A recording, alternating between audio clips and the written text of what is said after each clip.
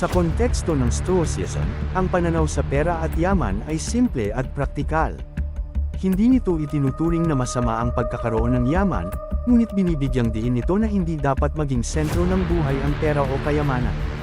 Mga prinsipyo ng Stoicism tungkol sa pera. 1. Pag-iwas sa kasakiman. Sa Stoicism, tinuturo na hindi dapat tayo maging alipin ng pera.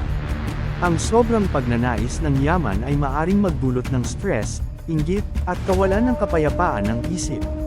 Dapat tayong maghanap ng balanse, sapat na pera para mabuhay ng maayos, ngunit hindi ito ang pangunahing layunin ng ating buhay. 2. Pagpapahalaga sa kontentong pamumuhay. Ayon sa Stoicism, mas mahalaga ang pagiging kontento at mapayapa kaysa sa pagiging mayaman. Ang tunay na kayamanan ay nasa pagkakaroon ng simpleng pamumuhay na walang labis na kagustuhan o pangangailangan. Kung kontento ka sa kung anong mayroon ka, mas magiging masaya ka, kahit ano pa ang iyong estado sa buhay. 3. Pagkontrol sa mga pagnanasa. Tinuturo ng Stoicism na hindi dapat tayo nagpapaalipin sa ating mga pagnanasa, kabilang na dito ang pagnanasa sa materyal na bagay.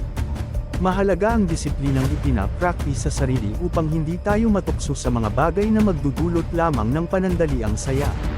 4. Paggamit ng pera ng may karunungan. Hindi itinatanggi ng Stoicism ang halaga ng pera, ngunit sinasabi nito na dapat gamitin ito sa tama at makabuluhang paraan. Halimbawa, maaari itong gamitin para makatulong sa iba o para mag-invest sa mga bagay na magpapabuti sa iyong sarili o sa iyong kapwa. 5. Pagtutok sa pagkakakilanlan hindi sa yaman. Ang Stoicism ay naniniwala na ang ating halaga bilang tao ay hindi nakadepende sa ating yaman. Ang tunay na yaman ay nakasalalay sa ating mga virtues o kagandahang loob, tulad ng karunungan, katarungan, katatagan, at pagpipigil sa sarili. Sa kabuuan, ang Stoicism ay nagtuturo na ang pera ay isang kasangkapan lamang na dapat gamitin ng may karunungan at hindi dapat maging pangunahing layunin ng buhay. Mas mahalaga ang pagpapaunlad ng sarili at ang pagkakaroon ng mapayapa at kontentong pamumuhay kaysa sa pagkakaroon ng materyal na yaman.